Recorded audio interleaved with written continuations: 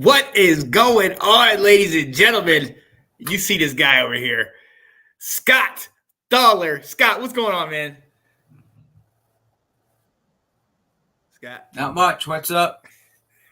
Trying to cool down. I was outside working in the yard all day. Cut my third of an acre yard. Okay. How'd that go? Was it too hot out there? What's the temperature right now out there? Actually, yesterday it was only somewhere in the mid 60s to 70. Ooh, Today it got up to about 80. But yeah, for this time of the year, that's good. And the humidity wasn't high either. Yeah. Okay, that's not bad. So you didn't have to do too much. I mean, you still got to do work. You still had to put in work, but you didn't have to. I still took 3 breaks. You still took 3? Oh. Is that where you had the thoughts of what you wanted to do for the show? Some of them, yeah. Yeah. Well, look, ladies and gentlemen, your boy Sean Spencer, my guy Scott Thaler, and this is Are You Kidding Me? Are you kidding me? Scott. That's what Johnny said earlier. You got a show? Are you kidding me? Yes. And this is episode number 3.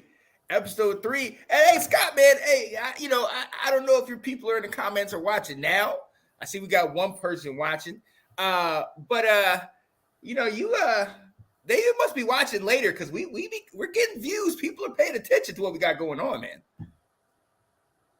Everybody can't get enough of Scotty. That's what my people at Coffee say every week. That's what they came for, man. Gotta get my weekly dose of Scotty. Well, look, Scotty, let's get into it.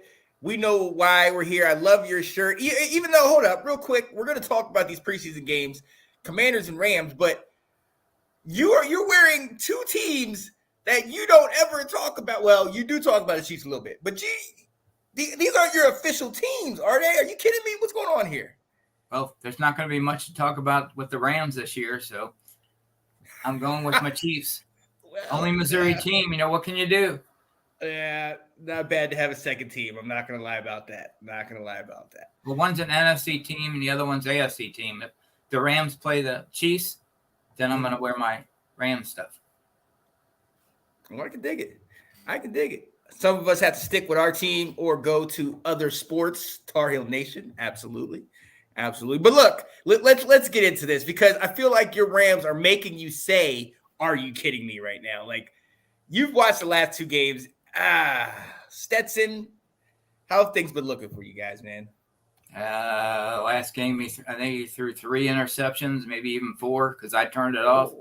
I think the score at the end was 41-0. Really? Yep. Couldn't even get a field goal. That's not good. That's sad. That's not all on Stetson, though. He threw some pretty wobbly balls, and where he was throwing them to, we don't know. Are you kidding me? Look, it is preseason. This is the NFL. You know what I mean? Maybe that first game was just, it wasn't for real.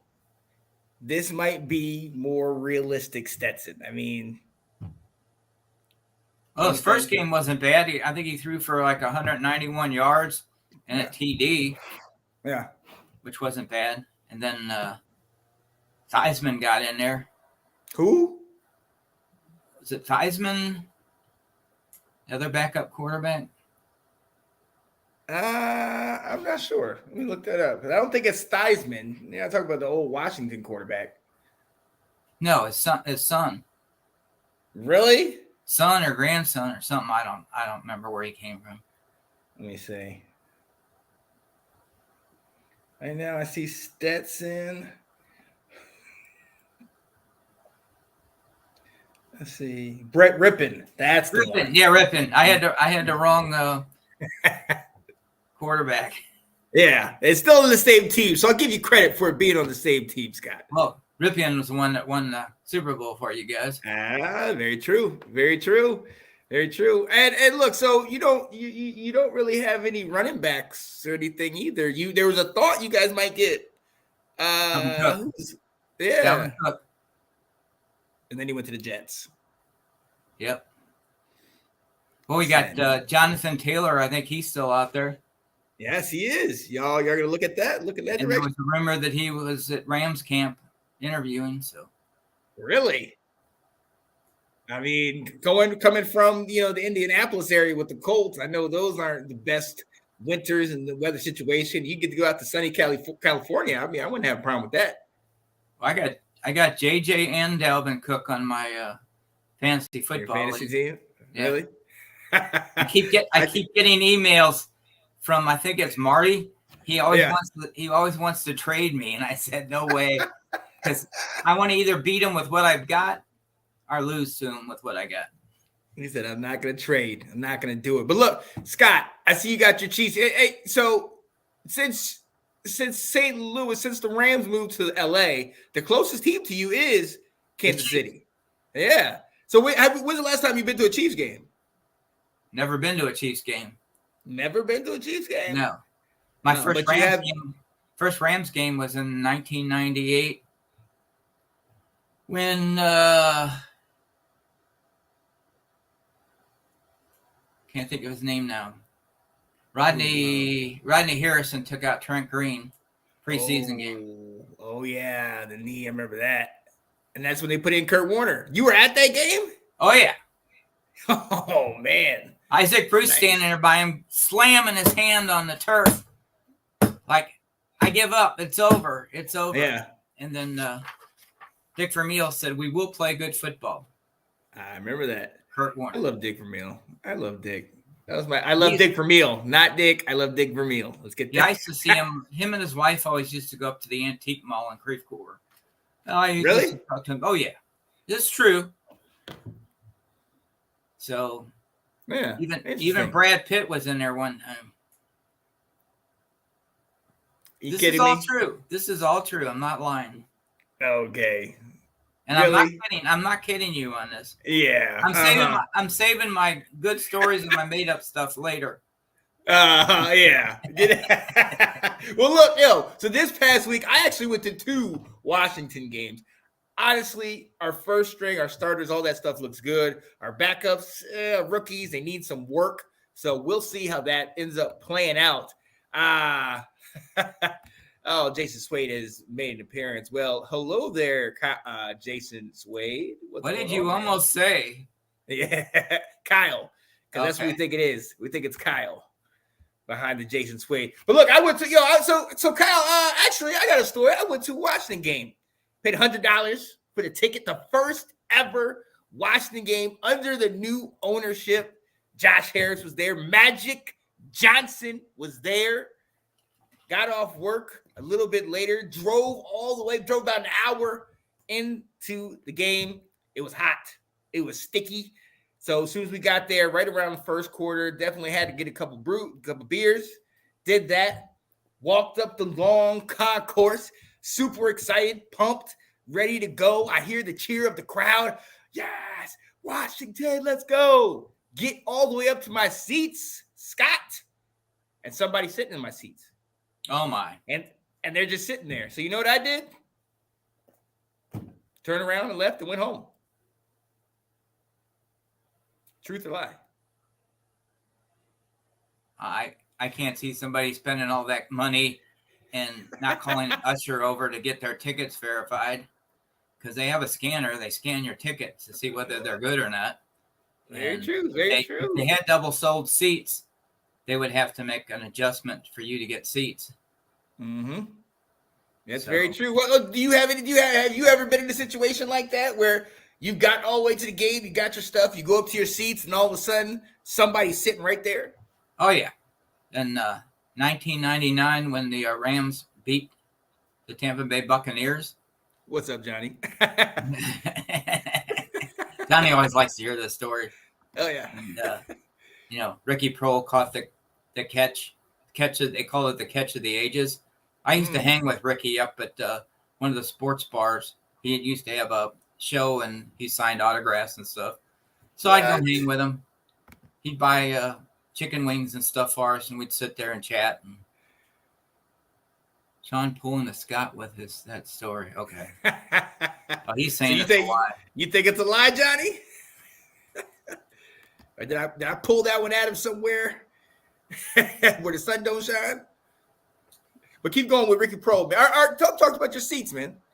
All right. Well, this was NFC Championship game, and naturally, people are going to be making forgeries. And my seats were up in the nosebleed section where the press box is, and all the big shots were up there. Bob Costas, some of the local news people, national, and all this commotion was going on, and all of a sudden the door opened up, and I see Bob Costas come walking out, and he knew me, and we were right on the aisle. And I said, "Hi, Bob," and he said, "Hi, Scott." And he says, "What's the problem?" He says, "What's the problem here?" And I said, "We've been sitting in these seats all season long, and we're here for the NFC Championship game, and we paid all this money for season tickets, and now somebody's sitting in my seats." So he could see that the 6'7" guy that weighed probably about 350 pounds and was all muscle, I didn't have a chance against him. So, and I don't think the security guards or the ushers would have done anything either. So he said, "Come with me." So my friend and I walked down, and he says, "Wait right here." We were like in the second tier up, and he was down on the first tier, and I saw him talking to somebody, and he goes like this. So we went down and caught up with him, and he says, "These are your two seats." And they were right on the 50-yard line, like about somewhere between 3 and 5 seats back. Wow. It's like, those are really good seats, but I don't really like that close. And on a 50, because you can't see the corners. Mm-hmm.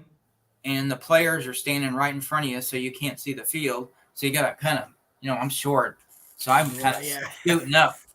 But did they provide you a high chair? No, but we got all the food and drink we wanted. But see, what happened next was that meantime, somebody complained because these are giveaway seats. They always take somebody from the nosebleed or somewhere else and give them the two seats that are better. Well, they complained about it, and the next thing I know, Bob Costas is down on the field with Georgia Frontier, and they're talking, and then next thing I know is the ushers come in for us, and he takes us down a special area, and we get out on the field, and Georgia and him said, You're watching the game from the field now." What? Are you kidding me? No. So this was cool because you could walk around, as long as you don't cross over into the area where the players are, and you can see everything, and say hi to the players and stuff, and get your jersey signed maybe. But that was fantastic being on the field in the NFC Championship game, Scott. Yeah, and wearing the press badge, visitor press badge, and my friend kept hitting me in the back and almost broke my arm, patting me on the back for getting the seats. So, ladies and gentlemen, Johnny let us know. Johnny didn't even let you finish the story where he called lie, and then telling it's saying Sean's pulling the sky with that story. Well, look, I got one better for you. Okay, so they found out that we left and that somebody took our seat, so they invited us back. Not only did they invite us back, but they gave us 50-yard line seats right in the aisle. So mid-game, we're sitting there, we're watching the game. It's not the starters, so we're just kind of enjoying the day and everything. Ended up having some close friends.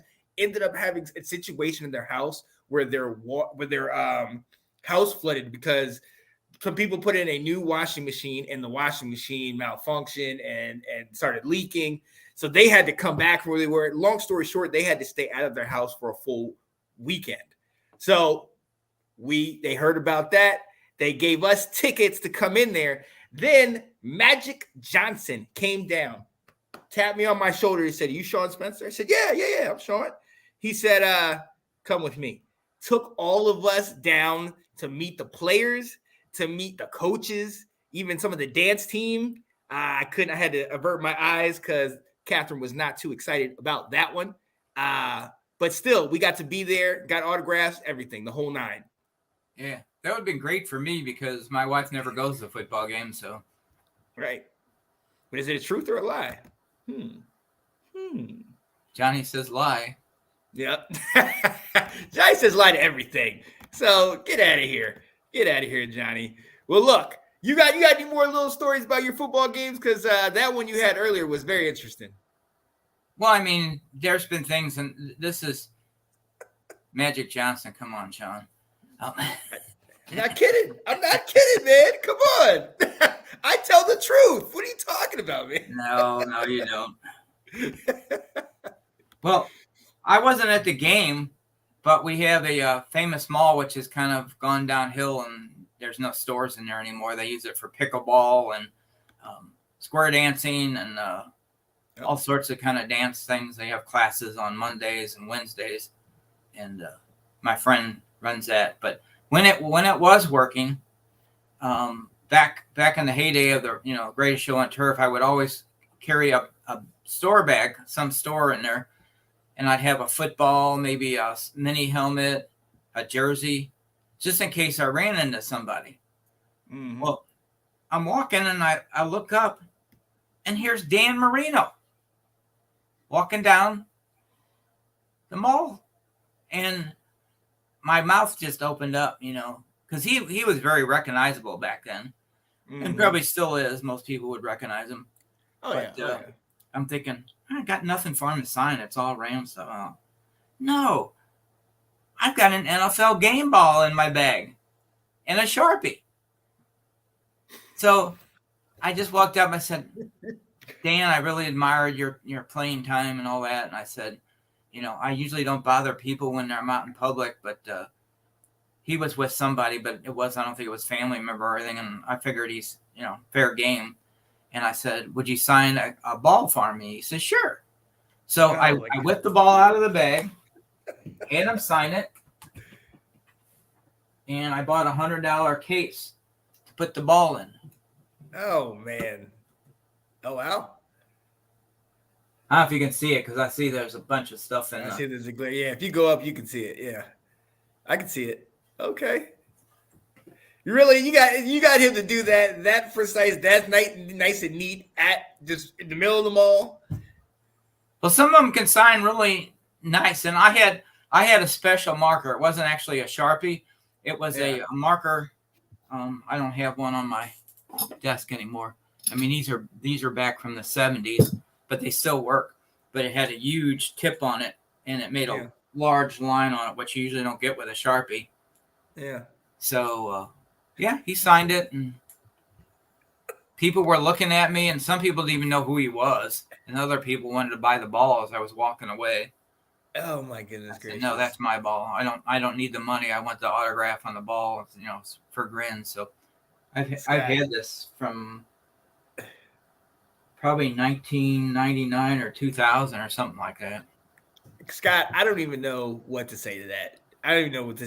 Ladies and gentlemen, hold your thought. We're going to come back because Scott's got more stories. And on the other side, I want y'all to tell us if that was truth or a lie. Stay tuned for a show that will be back this fall. And the co-creator of Let's Talk Football, myself, and Janae Struther with the OG show, Let's Talk Football. Hello, everybody. Hey, what's going on, guys? I am Janae Struther. I'm Sean Spencer. We are back, ladies and gentlemen. I gotta go out and hold up. Come on. The lion. The lion. New man looks in so fine. Kirk Cousins. All right.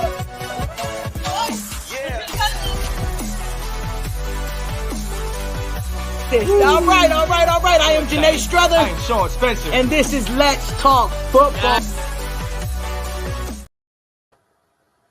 Do we really want to read Jason Swade's last comment? Nope. That's why I left it right there where it was. Ladies and gentlemen, that was Let's Talk Football. We'll be back next week, next Monday night. It will be here at 7 o'clock, I believe. Either that or 7:30. It will be 7 o'clock, I think, because we're going to switch up Diversity with Delilah, push that back to potentially 8, and then also we'll have our show. And also Swinton's Unfiltered will be coming on there at the second half of the preseason game. So a lot of stuff's coming back. Football is back, so definitely stay tuned. If you haven't been paying attention or you just now joining us, I'm Sean Spencer. That's my guy, Scott Thaler. And Scott, according to you, you know Bob Costas. You've met William Shatner. And most recently, you said you had a football signed by Dan Marino in a mall that was basically used for square dancing and racquetball. Now Are it you is. kidding me? Back then, it was a thriving mall. Ah, okay. This was years Okay. ago. Okay. Oh my goodness. Oh, I know my exactly how you, Jason Swade. Yep. Look, speaking of what Jason just said, let's go. Let's move on, Scott, because you were telling me about your wife has what TSA, that free check-in, right? Well, she usually checks us in before, and then Yeah. I guess it's her person. The person that checks you in gets a free pass through TSA. Oh. I mean, they still check you through the one area where they check your bags that you're taking on, and you have to take your shoes off. Yeah. They look through your shoes. Naturally, most people wear sneakers or tennis shoes because it's more comfortable on the plane. Yeah. But when you get to the near the gate, you have to go through the checkout, and they kind of look at you. And my wife, she gets to walk to the side wall and just stand there and wait for us. And she could just walk right through and stand in there. But my daughter and I walked through. My daughter made it through all right. And I get in there, and they're doing the wand on me, and they get down to my right hand front pocket on my pants, and it goes. The TSA agent girl, she says, "What do you have in your right pocket?" Well, I had already taken all my keys and my belt and everything off, and I put it down, and oh my God. Okay. And so she said, "What do you have in your right hand pocket?" And I pulled my liners out of my pockets, said, "I don't have anything in." And she kept going, and she says, "What do you have in your right hand pocket?" And I just said to her, I said, "I don't know. Maybe I'm just happy to see you." So my wife got all red, my daughter got all red, and the male TSA agent says, "You're one step away from a cavity search." So I said, "I don't know what it is." I said, "If you want me to pull my pants down, you're standing there at that X-ray machine with your arms out, and all your private parts being X-rayed and hanging out there, and everybody can see it, and it's kind of embarrassing." Wait, what? You did a strip search? No, you stand there on the X-ray machine, and then it scans you, and then it shows it actually shows your body parts. Oh. So whatever you got swinging, it's in the X-ray. So what was it, Dan? What was it? We never figured it out. They finally patted me. I said, "You can pat me down, but I'd rather the lady patted me down than the guy." You're right. That didn't. He said, "I told you, you're one step away from a cavity search." So you finally, said she can do it. Finally, they let us through.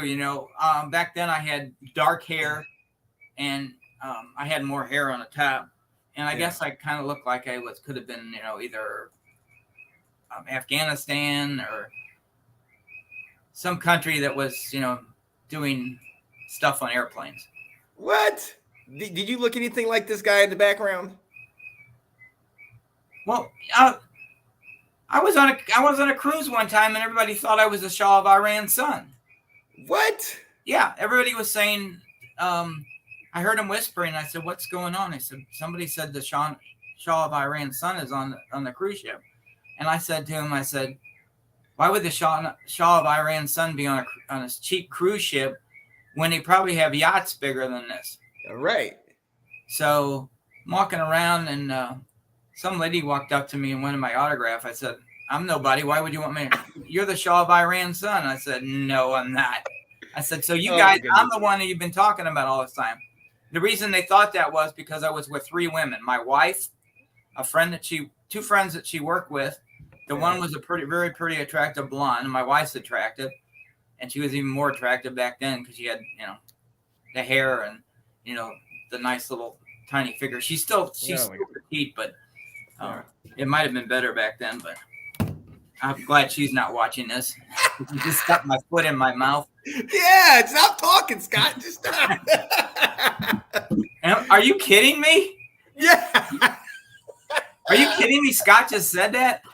Right. Yo, oh my goodness, Scott, that's crazy. Have you had any more interactions in with TSA agents? Are you on the no-fly list yet? No, I was put on a watch list from the post office because somebody did something that said I did it and I didn't do it, and I was actually put off the clock for 5 months, and I thought I was going to lose my job or even worse, go to jail. Yeah. He didn't. The guy sent an email to the postmaster of St. Louis, and I didn't tell him to do it, and I didn't say what he should put in it or anything. So I just had him. It's a friend of mine. He told me that the OGI, Office of Inspector General, OIG, was coming up, and they told me they weren't investigating me, and I said bullshit. I used to do interrogations, and you guys are amateurs. Mm-hmm. So that didn't go anywhere, but I went back out on my route to deliver mail and came back, and then they had somebody walk me out and said, don't come back. You're a threat to yourself and a threat to others. So I thought maybe that's what happened. That got me on a list with TSA, but they never say anything about it. But the only other problems I ever had with airlines is usually we fly Southwest Airlines, and Southwest, they don't want any liability. So they turn on the fasten safety belts signs, and they don't go off. And I'm sitting there, and I have to go to the bathroom, and I'm a nervous flyer. So I said to the flight attendant, "Can I get up and go to the restroom?" She goes, "No, the signs are on." I said, "They've been on for the last hour and a half." I said, "I have to go." I said, "Unless you want to have to clean up the seat, do my laundry, and find me something to wear, Scott, you need to let me go." I understand if they have a dip in the altitude, you could go fly into the roof and you get hurt. But, I told her I got strong arms and I was holding on to the seats and all that. And I said if I was going to go up, I'd grab somebody with a seatbelt with their arm and they'd hold me up. So,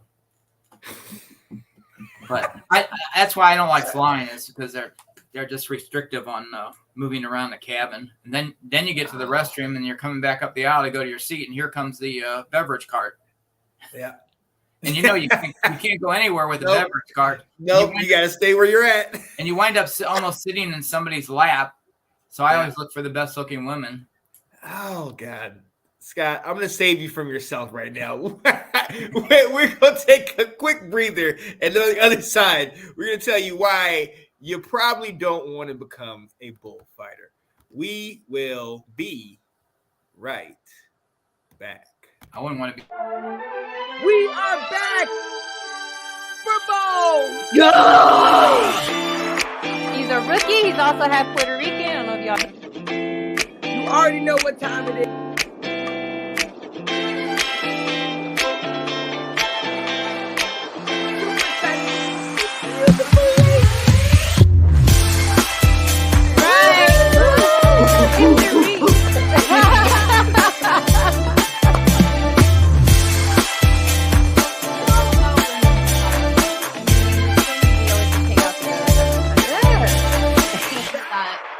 Someone like Hayden Hurst is coming out and being like, look, you're not alone.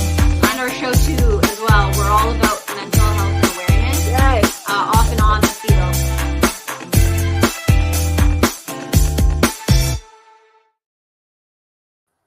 Yeah, buddy. That was Let's Talk Football Ladies Takeover that will be back. Not this Thursday, but the following Thursday, getting you ready for the NFL season.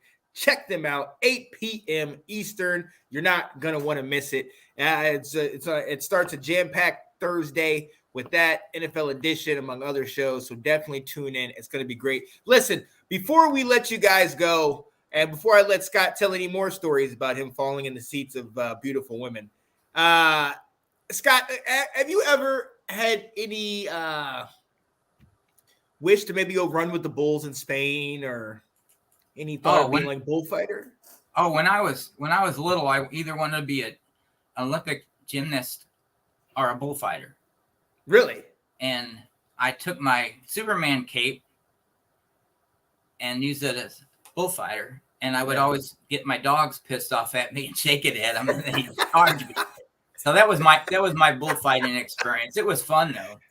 Oh, when I had Dobermans, that was the most fun because, man, we had one male boy. He got mad when he saw red. I don't know why. Yeah. It must have been a bull in his life. It's a bull, yeah. But wait, what? Wait, and he was black too. Why are you gonna add that part in there? Well, you got black and tans, you got red and tans, you got blues, you got fawns. Now the breed is really gone. How they have white. Back when I was showing dogs, if they had any white in them, they were disqualified. But now the dogs are totally white. Yeah. See, I left the white in there too, so it's not. It's Look, the one thing that your dogs don't have are horns, and I too have always been intrigued by bullfighting because I've always sat there and thought you could easily just shimmer this, and then you're scooting out of the way. They're not coming after you.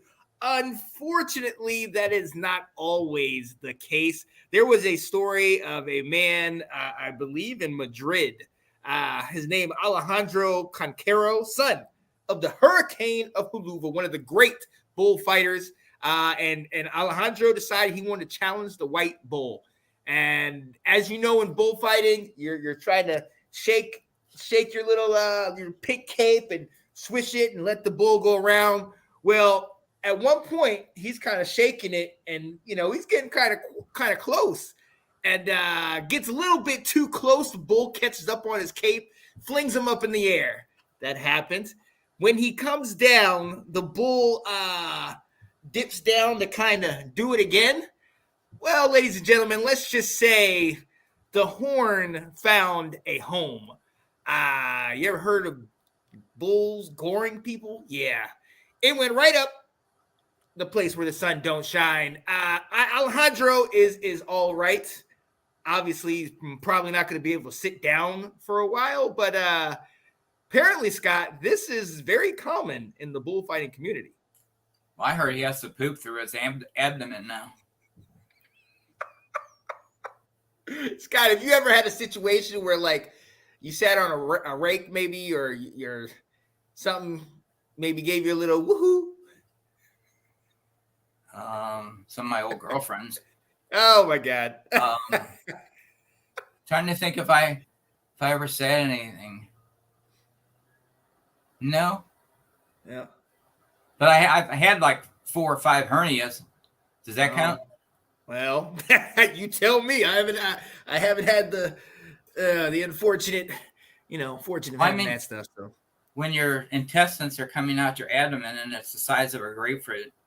Oh. That's almost like being gored by a bull. Oh. Okay. On that note, Scott, ladies and gentlemen, this has been. Are you kidding me? Kidding me? Yeah. Some of these stories, Scott. Let's just say I don't show all of these stories to my mom. All right. I forgot to add this TSA agent experience was in LAX. Okay. And this was when I believe it was in 95 when the Rams came to St. Louis. Oh. And I was wearing a Marshall Faulk Rams jersey. Oh. And I don't think you do that when you go through Los Angeles TSA. They're not too fond of that. No, yeah. I don't believe they are. I don't believe they are.